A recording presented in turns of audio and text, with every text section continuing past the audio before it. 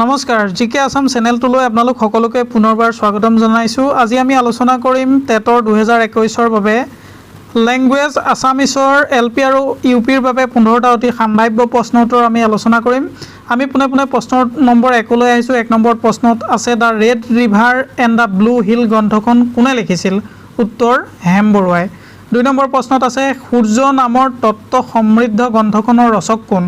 উত্তৰ doctor Nirmal Prabha Bordoloi. 3 number প্ৰশ্নত আছে অনুচ্চাৰ আৰু বিসৰ্গক কি বৰ্ণ বোলে? উত্তৰ অযুগবাহ।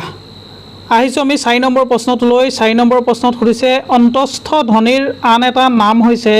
উত্তৰ শ্ৰুতি ধ্বনি। 5 নম্বৰ কীৰ্তনক অসমৰ মৌচাক বুলি কোনে কৈছিল? উত্তৰ জ্ঞাননাথ বৰাই। 6 নম্বৰত সুধিছে অসমীয়া ভাষাৰ ৰ ধ্বনিটো কি ধ্বনি? উত্তৰ কম্পিত ধ্বনি। আহিছোঁ 7 নম্বৰ প্ৰশ্নটোলৈ। 7 নম্বৰ প্ৰশ্নত সুধিছে অসমীয়া ভাষাৰ ল ধ্বনিটোক কি ধ্বনি বুলি কয়? উত্তৰ পাৰ্শ্বিক ধ্বনি। 8 নম্বৰত সুধিছে অসমীয়া ভাষাত শব্দ বিভক্তি কেইটা? উত্তৰ হ'ব 7টা। 9 নম্বৰত সুধিছে নিৰ্দিষ্টতাবাচক প্ৰত্যয়ক অন্য এবিধ তদ্ধিত প্ৰত্যয় বুলি কোনে কৈছে? উত্তৰ সত্যনাথ বৰাই। আহিছোঁ 10 নম্বৰ প্ৰশ্নটোলৈ। 10 নম্বৰ প্ৰশ্নত সুধিছে নিভাঁজ অসমীয়া ভাষাৰ প্ৰথম লিখিত নিদৰ্শন কি? উত্তৰ প্ৰহ্লাদ চৰিত। 11 নম্বৰ প্ৰশ্নত সুধিছে জয়দ্ৰথ বধৰ ৰচক কোন? জয়দ্ৰথ বধ নামৰ গ্ৰন্থখনৰ ৰচক কোন? উত্তৰ কবিৰত্ন সৰস্বতী। 12 নম্বৰ প্ৰশ্নত সুধিছে ৰুদ্ৰকণ্ডলীৰ পৃষ্ঠপোষক ৰজাজন কোন আছিল?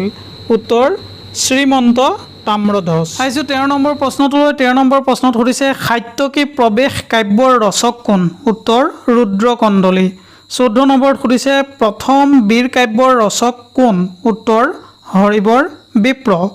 আজিৰ শেষ প্ৰশ্নটো অৰ্থাৎ 15 নম্বৰ প্ৰশ্নটোত সুধিছে অসমীয়া চচাৰ বুলি মাধৱ কন্দলীক কোনে আখ্যা দিছিল? উত্তৰ হেমচন্দ্ৰ গোস্বামীয়ে।